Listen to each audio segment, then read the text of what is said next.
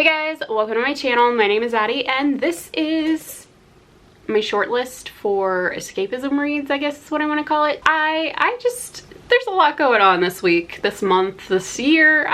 There's a lot of it, and I keep myself pretty updated and with the information and like inform myself on what I need to know about things, and the information's real heavy right now, guys, like real heavy. So if you are like me and you are just like, I need something light and easy and just fun to read, I have compiled a short list of those. So I went back and searched through probably the last 6 to 8 months of my reading stuff. I just checked my Goodreads, but I went through and I pulled out the 5 books that just really like drew me in and were very easy to stay in the story, and I just had a really good time reading. So I am going to share this with you. I'm going to kick it off with some YA books. So first up we have With the Fire on High by Elizabeth Acevedo. This is about Emily Santiago, I believe.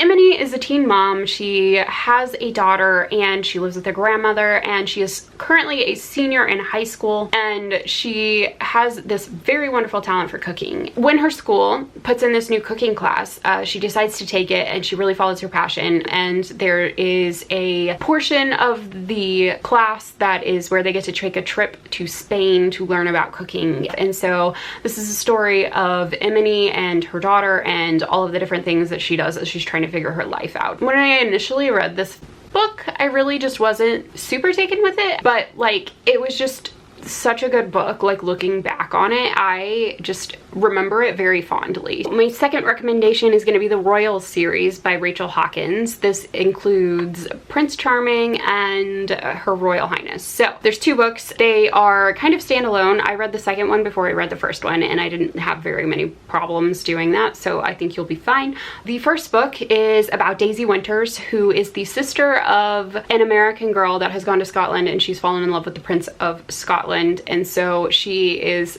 engaged to Alex, who is in line to be the king. And over the course of all of this happening, some tabloid media scrutiny has fallen on Daisy. They bring Daisy and the rest of Ellie's family over to Scotland to kind of mitigate that.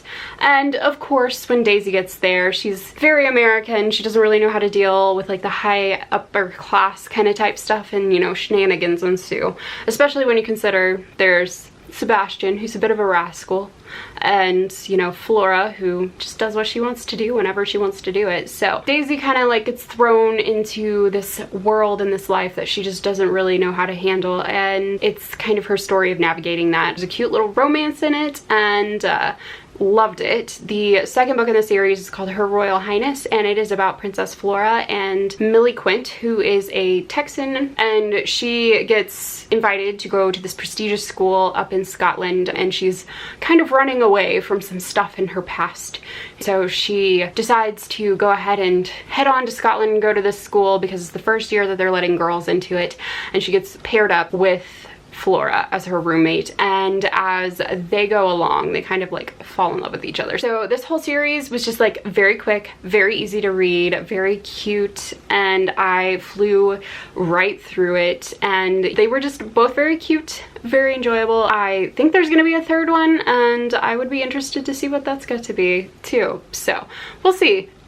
Those are my YA recommendations. My next ones are gonna be a couple of rom-coms, so if you enjoy that genre of contemporary novel, this is where it's at for you. I'm gonna start with The UnhungEMU Nurse by Christina Lauren.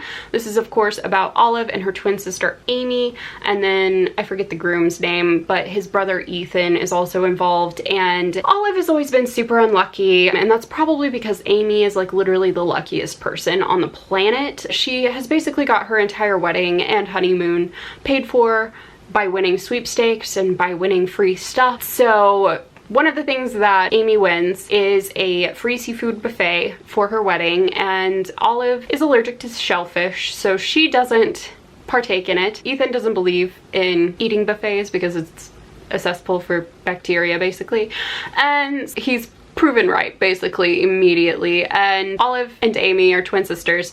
Amy's too sick to go on her honeymoon trip, but it's non-refundable, so of course Olive needs to go. And so Olive pretends to be Amy to go on this trip.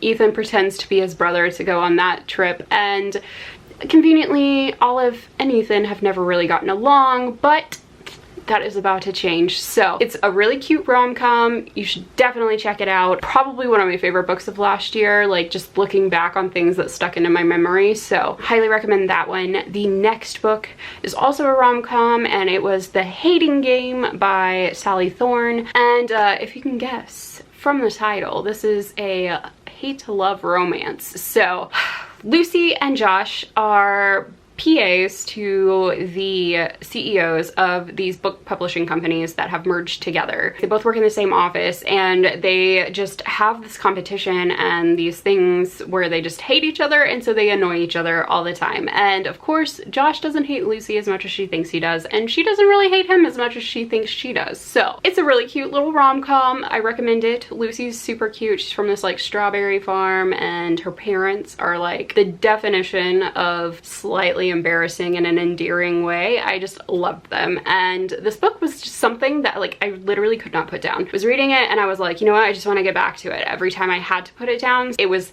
a quick read, and it really just pulled me in, and you know, that's what I'm looking for right now. So I highly recommend The Hating Game by Sally Thorne if you are also looking for that. And my last book that I'm going to recommend, slightly different from the rest of these because it was not super like lighthearted, like fluffy, like romantic comedy kind of type thing, or just like a, you know, like heartfelt story. This one was just a story that like really pulled me in and really kept me interested. And it's going to be Vicious by V.E. Schwab. What this is a book about ambition, basically. And in this world that they are in, there are people that are called EOs, extraordinary human beings, basically. And Eli and Victor, who are your main characters, they figured out how to create EOs. In doing so, they, instead of, you know, like creating a process in which they do it, they're all like, they go mad scientist and they just do it on each other. So Eli is all like, I think I figured it out. Victor's all like, all right, let's try it. Eli gets extraordinary powers, and so then Victor's all like, you know what? I want some. And so he goes and he puts himself in the situation and gets extraordinary powers. And then it becomes a divergence of thought processes. These characters are not like good characters. They are very morally gray, and they are completely like insane. So Eli gets very like religious zealot kind of type person where he's all like, I have these powers, but I'm above everyone else, so I'm gonna like go and find all of the people that have EO powers and get rid of them. And Victor comes in and he's like, somebody has to stop Eli, and I'm gonna freaking do it. Very fun, very like get over the fact that everybody's trying to kill somebody in this, and nobody's really a good character. But other than that, like if you can get over that little step, this world and just the craziness that goes on, super fun story. And there is a sequel I haven't read yet, so I am hoping to get to that in the near future.